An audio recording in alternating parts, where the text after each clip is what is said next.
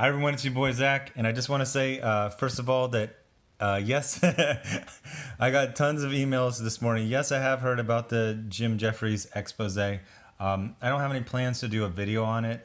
For people who don't know, I did an interview on the Jim Jeffries show last summer, and it was a ridiculous, maliciously edited hit piece.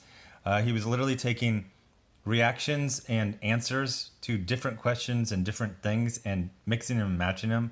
Like he would show me like a really, I forget what it was. It was like a really silly, stupid drawing that wasn't funny. So I just made like a little sour face. And then in the video, they cut it together. It's like, so what do you think about a black Superman? And then they cut the sour face from completely something else. So this guy went on the show a couple months ago and he recorded it. And at first I thought it was going to be like audio, because people were like, why didn't you have a tape recorder in your pocket or something like that? I was like, I didn't think he was evil. It's funny, like when I used to hear people are like, hey man, like the news is just propaganda, man, it's all lies. I'm like, whatever, hippie. Now I'm just like that, except for not the hippie voice. I'm like, wow, these people are evil. So yeah, a guy recorded it and it was pretty exactly what I said. It was, taking different answers and cutting them with different questions, and then a whole bunch of you can go check it out. But the thing is, and I love getting emails from people, and they're like, "Oh, isn't this great?" And I go, "It's cool," but no one doubted me when I said this afterwards. I did a videos afterwards, and I say, "Yeah, he mixed and matched answers, and it was complete." But everyone saw through it. The funny thing is, people even showed screenshots of them responding to enemies, and there you go. It was maliciously edited. It's obviously a hit piece, and even the people who hate me were like, "Tee hee, whatever." Still made them look bad. Like even my enemies didn't think it was real. So the only thing that's really changed is I kind of let Jim Jeffries off easy. I said, it looks to me like he's just a shill. He's just a hired gun. Like he came in 2 minutes before it started and he just read questions off of a piece of paper, and even the follow-up questions were just called to him from producers in the wings. They go, he's just a guy trying, is this a job? He doesn't care. But this one, he's guilty. He's very guilty. He's actually saying like these really leading things to try to get the other guy to say it, and he's like, I'm not going to say that. He goes, this is going to make you look bad. And then he's like, I'll never look bad when these things are broadcast. So yeah, because it's maliciously edited. So anyway, getting into this story, I just want to emphasize that this is not a book that was sitting in the front window of a store getting bleached by the sun for a year. I remember back in the day, I was like, when I first started collecting comics, well, not first, but I went to school in Abilene, Texas, and it's really hot.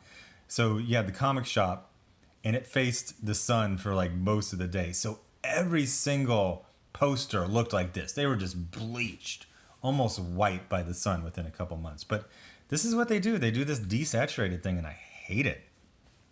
I got the main story for God King, the next Jawbreakers book, and I sent the colorist. I sent him pictures of, if you remember the Ultimates 3, I think it was, with Joe Madureira drawing it, and the colors are very vibrant and lurid and like intense, saturated colors. So I said, do it like this. And he's doing it. I showed a couple of people some color pages yesterday, and it looks really great. So the other stupid thing about this is there are no Skrulls in this.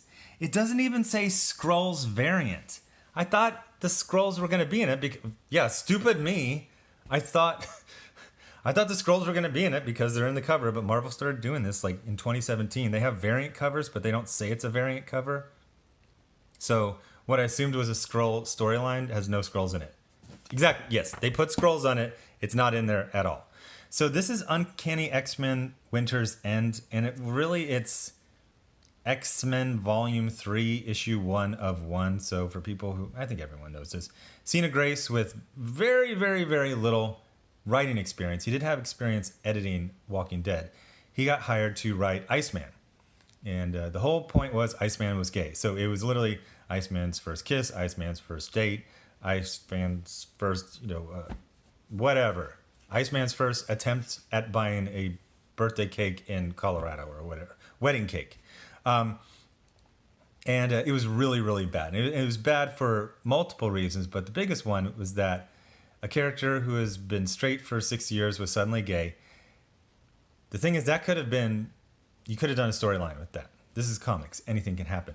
The thing is, he also had a completely new and off-putting personality that made him not, he was shallow, he was silly, he was just a ridiculous person. And the funny thing is, even other people, basically Cena Grace was writing his Twitter persona as a character. I have no idea what his actual personality is. I know his Twitter persona, and it's basically Jack from Will and Grace. The sales were terrible, and it got canceled. And then the New York Times did an article, again, all media right now, if it's not a puff piece, it's a hit piece. There's nothing in between. So it was a puff piece, and it was like, oh my gosh, this groundbreaking series, it's so great, and blah, blah, blah. And it's like, no, it was bad. It was a bad series. It was a bad idea, as they say. And it got canceled, but then they brought it back. Like I said, this is SJW Marvel, where series get promoted to miniseries, get promoted to one-shots. These aren't promotions, these are demotions. It's all out there for everyone to see, but these people are liars. This is an age of lies unlike I've ever seen in my middle ages of lifetime life, my whole life. So the second one, Cena came back, and it was better. It was across the board better. Now, it was better than horrible, but it was better. One of the things he's really good at is just like, he understands, he's obviously grown up reading comics. I know it might sound, I bet this sounds condescending if you're new to the channel. He grew up reading comics. People are like, doesn't everyone who writes comics, they grew up? No. We are in insane days where they will hand a #1, a new series, heavily promoted to someone with zero. That's the one with the slash through it. Zero experience. We saw that with Gabby Rivera. We saw it with Zoe Quinn. We saw it with Eve Ewing. There seems to be some commonalities there. But it was better. So Cena knows the rhythms of comics, and he's good at like having a supervillain plot and A story and B story, and he knows how much you can give to like the soap opera elements, and he knows, oh, you need a fight scene here. So he's good at that. But the problem was Bobby was more mature, but still not that mature. And he was still kind of, Jack's a good character. I used to watch Will and Grace in the 90s.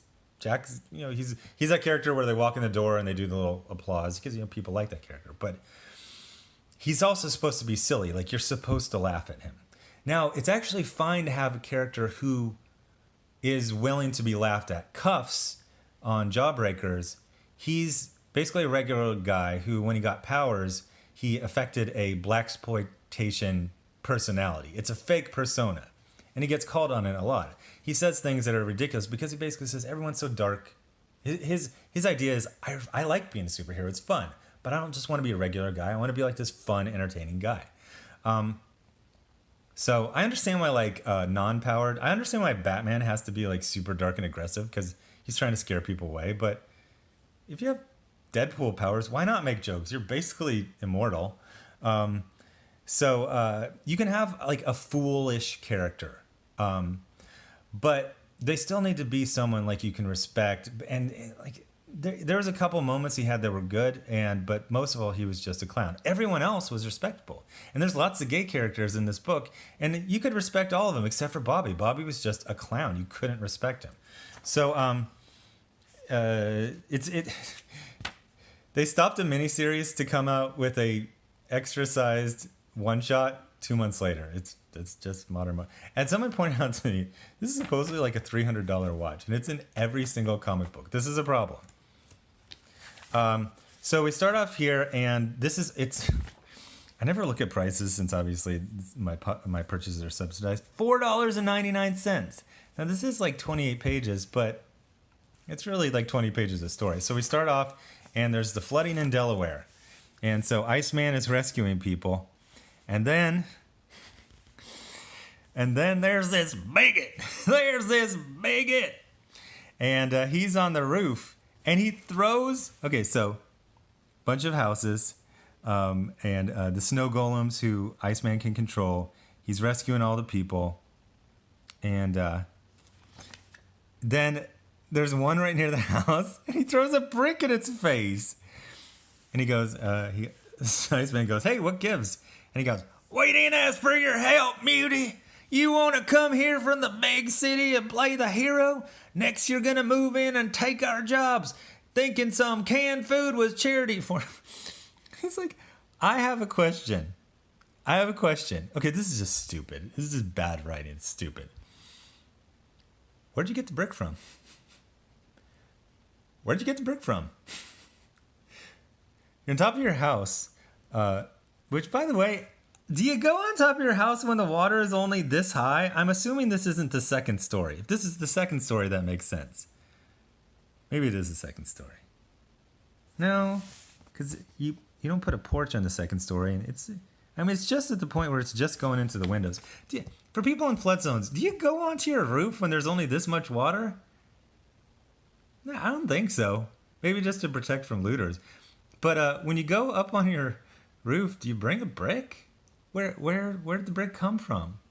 You might say, oh, it came from the brick, but that looks fine. So you just climbed up there on a brick just in case some muties came along.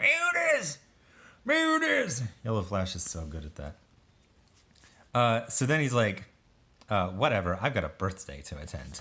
And then he goes and, am I nuts, or has he had multiple birthdays in these Cena Grace's book? He's always being celebrated and people are throwing parties for him. So anyway, he gets a Dr. Seuss book from his boyfriend who he was going to move in with. It was literally the first date he was ever on, and they were going to move in together, whatever. But then, since he's a sociopath and only cares about himself, his ex basically broke up with him. He's like, I can't really deal with this. It's too intense. I almost died. And he goes, always thinking about yourself.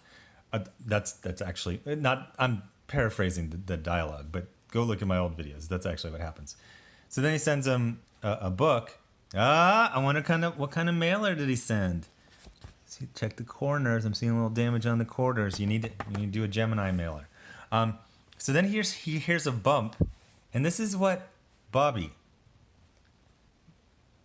is OG X-Man. He was in the first group. No one's been an X-Man longer than Bobby. He's literally on. He's a plank holder, as they say in the Navy and the Marines. He hears a bump, or more precisely, a bump.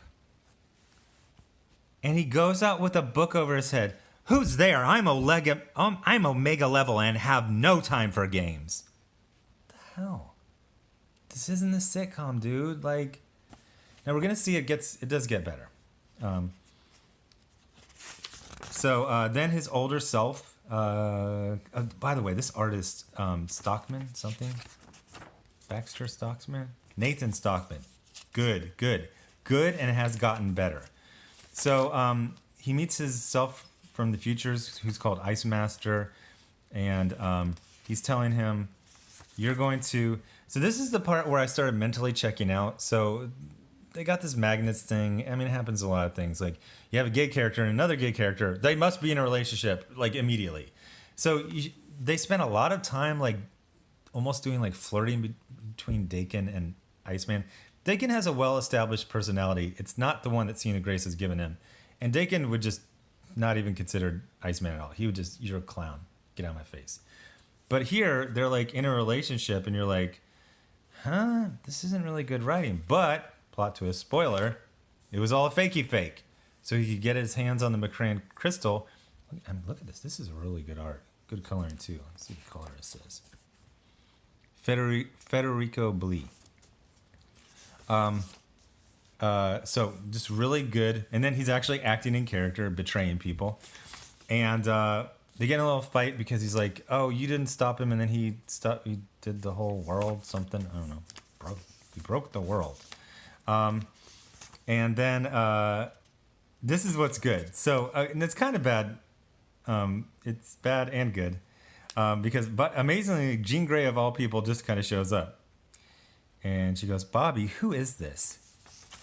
And then the future Iceman doesn't like her because she outed him. Now, a couple things happened. Number one, she outed him. This is in a Brian Michael Bendis story where she's like, Bobby, you're gay. But then she did like a hand to her temples thing. So there's a fan theory that she literally turned him gay with her psi powers. But really, Bendis turned him gay for virtue signal points. One of the things about when you create characters is, you're going to create a little backstory. What are their powers? What's their costume? And their sexuality is part of it. But then it doesn't always come into play. Like, Devil Dog is gay, and it only comes into play in like one paragraph or one panel of his origin. Because he's just fighting, saving giant monkeys, and fighting terrorists. Like, it's hard.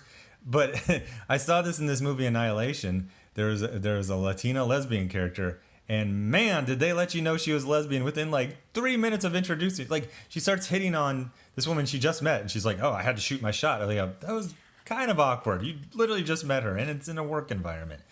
So, Brian Michael Bendis had to virtue signal. So it's like, I want Bobby to be gay, but I'm not sure how to. Then he just types, Jean Grey says, Bobby, you're gay.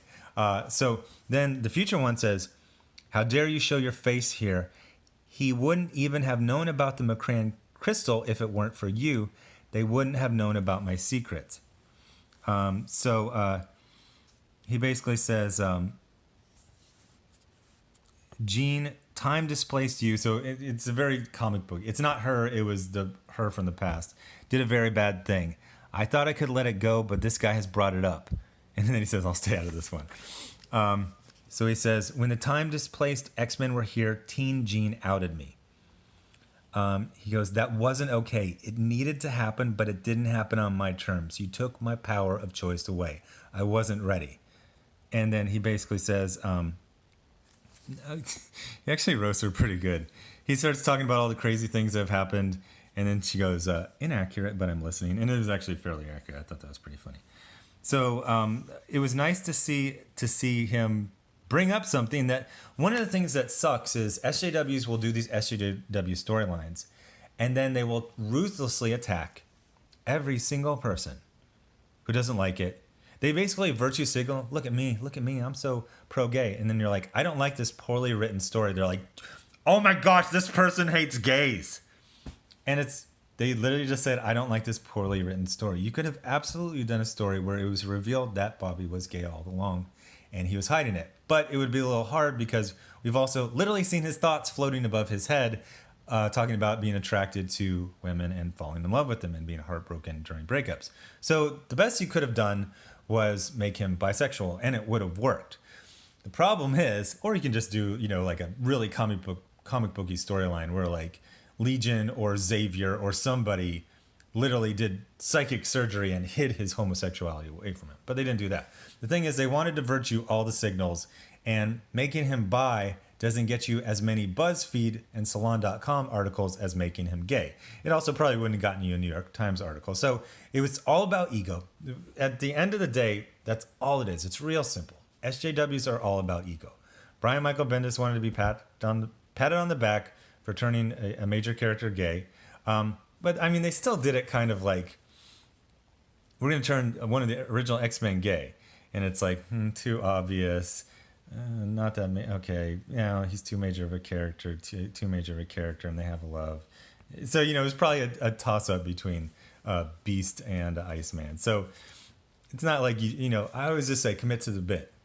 If you want a virtue signal, make Wolverine gay. Do it. Bacardi and Coke, do it. So the ending ends, it's just like this big burly guy hugging him, and he's being emotionally validated, and happy birthday. Things end up a little bit better with the dad, and overall, $4.99, no. And then at the end, Cena Grace writes an essay, and it's actually very, what's the word? I think touching is too far. Endearing. Endearing is a good word. So it basically talks about, He wanted to wrap up his story, although they've lied before. When it got canceled for low sales, they said, "Oh, it's not canceled for low sales. This is our story. We're done." And then when they brought it back, they go, "Oh, we want to finish the story. Oh, we're done." And they go, "Oh, this is really finishing the story." The funny thing is that finishing the story for Cena is really where he should have started. I was watching this guy, Patrick Willems, and I really like him. People are surprised. They go, "Isn't he a SJW?" He just seems like a regular liberal guy. But he was doing this thing about, the things that are wrong with musical biopics, stuff like Bohemian Rhapsody. And he goes, they always try to cover the whole life, and they always try to do too much. So everything just becomes montages and cliches. And he really points out how, like, exactly the same the beats are for all musical biopics. And he talked about, his favorite one was this Buddy Holly one, where it just talked about, like, 1 year of his life. And I noticed that too. There's this book this movie called The Queen, and it's not about, what is her name? Queen Elizabeth? Whatever, the Queen of England. They didn't do her whole life like most biopics. They just did like a 1 year part. And it was really good. So the thing is, he actually finally has got a handle on Bobby at the end. Bobby is not a complete clown. He does a couple of jokes. Oh, that was the other thing. Despite what these people say, they always go, "Oh, I never listen to those people," but then they talk, and they obviously do.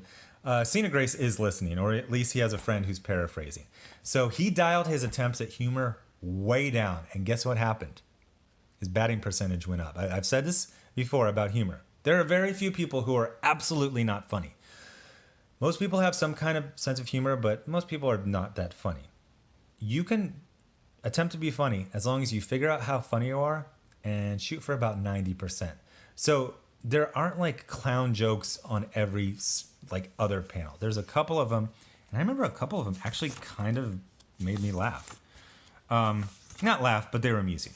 So that was good. So he's kind of adjusted. It's kind of like that, Chip Zdarsky thing. But he talks about, and the drag queen character he introduced called Shade has been renamed as Dark Veil. And actually, this character is a good character. They introduced it the way you introduce a character. Just do a little peek, see if people like the character. I think Dark Veil was introduced in the last 2 issues of this volume 2, and this is volume 3. And then this one they had to rename Dark Veil because Shade is Shade the Changing Man, most likely. But then they give a little official handbook of the Marvel Universe. But anyway, it's right here. So he's talking about, he thanks a bunch of people. And he says, he goes, growing up, whenever I draw my own comic books featuring thinly veiled representations of me and my best friends holding broadswords and books of magic, I would always make the lead straight. I was telling myself at the age of 14 that a book would be too gay and I'd never see it on the stands. Internalized homophobia even before the braces came off. So I think he's roughly my age. So back then there was basically no like lead characters that were gay.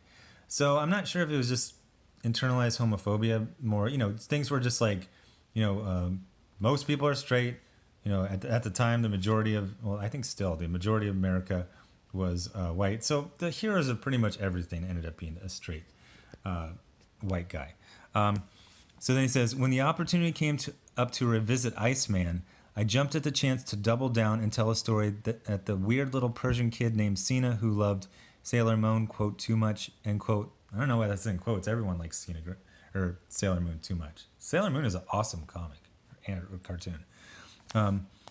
I want any youngster out there in a big city or a small town to know that they can be heroes without hiding their light. So this is where it gets interesting. Let's go on a little bit more. Isn't that what makes X-Men poignant?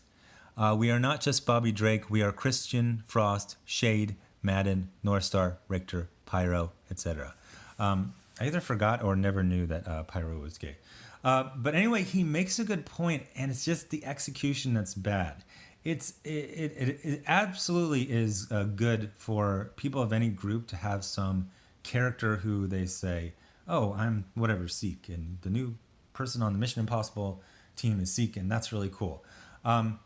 But it's not just that they made him gay, is that you made him Cena Grace. You wrote a story that's only for you. And again, I think you didn't even make him Cena Grace. I think you made him Cena Grace's Twitter persona. So you kind of hijacked your own idea and just made it all, again, about ego. There are plenty. You just named several interesting gay characters. I would say North Star and Richter and Shatterstar, I don't know why you left Shatterstar off here, are the best characters. Like, they're cool characters. People actually like them. They're not forced. They came up through the ranks like usual. Gay Bobby needed to have the personality of Bobby, not Jack from Will or Grace or your possible real personality, definite social media persona. That was the problem. I don't think you've ever really gotten that. But you do see that there are multiple ways to show gay heroes. You just picked the most selfish way. So then something about believing in yourself. So anyway, as far as I can tell, he's done. And I'll say the same thing I started saying, in volume 2. He can write.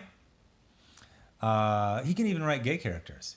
But he can't write Bobby ever again. It's just, there's something about it. He didn't learn how to do that. I would definitely like to see him on X-Men or Avengers. More specifically, X-Men. I think he's good. He definitely likes his franchise and he's good in general. But no more Bobby. No, you're done. 3 volumes. 3 volumes over 2 years. You're done. You can't do it. There's a fundamental mistake in the way you're executing this character, even though you have improved. Anyway, thanks for watching. Subscribe. Make sure you still subscribe. Hit the bell for notifications. Thanks to everyone giving to the GoFundMe and the Indiegogo. Jim Jeffries is a malicious liar, willfully so. Throw that one in there. And I'll have, I'm not sure if I'll do a new comic or a Before SJW later today. Thanks. Bye.